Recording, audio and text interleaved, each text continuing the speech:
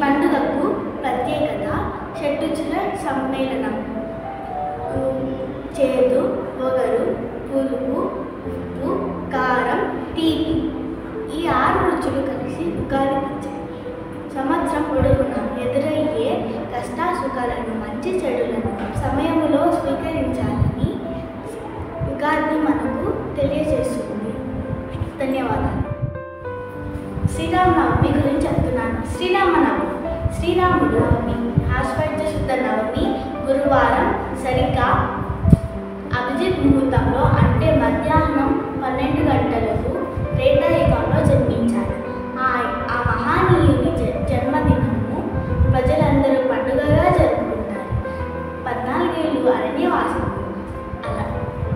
రావణ సంహారం తర్వాత సీతా సమేతంగా శ్రీరాముడు అయోధ్యలో పట్టాభిషేకుడైనాడు. ఈ శుభ సంఘటన కూడా శ్రీరామనవమి నాటే జరిగిందని ప్రజల విశ్వాసం. సీతారాముల కళ్యాణం కూడా ఈ రోజున జరిగింది. ధన్యవాదాలు. నేను ఇప్పుడు దసరా గురించి చెప్తున్నాను. దసరా ఆశ్వయుజ శుద్ధ పాడ్యమి నుండి ఆశ్వయుజ శుద్ధ నవమి వరకు 9 రోజులు నవరాత్రులు. 10వ రోజు విజయదశమి కలిసి దసరాను 10 రోజులు జరుపుకుంటారు. బొమ్మలు కొలువు పెట్టడం ఆనవాయితీ. ఆలయాల్లో 9 రోజులు ఒక్కొక్క అలంకరణ చేస్తారు. 10వ రోజు పార్వీట దసరా జరుగుతుంది. దుర్గా మాత యొక్క 10 రూపాయలు.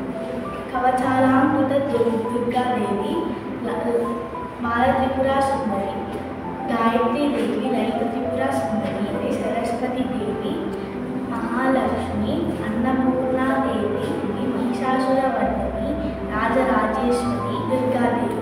ధన్యవాదాలు. సంక్రాంతి గురించి చెప్పబోతున్నాను. సంక్రాంతి అనగా నూతన క్రాంతి. సూర్యుడు మకర రాశిలో ప్రవేశించడాన్ని మకర సంక్రమం అంటారు. ఈ సంక్రమాన్ని సంక్రాంతి అంటారు. ఈ పండుగను పెద్ద పండుగగా ఆంధ్రులు జరుపుకుంటారు. ఈ పండుగను 3 రోజులు జరుపుకుంటారు. మొదటి రోజు భోగి, రెండవ రోజు మకర సంక్రాంతి, 3వ రోజు కనుమగా జరుపుకుంటారు.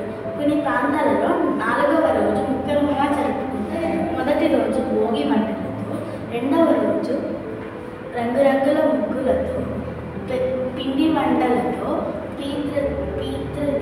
దేవతల దేవుళ్ళ పూజలతో, 3వ రోజు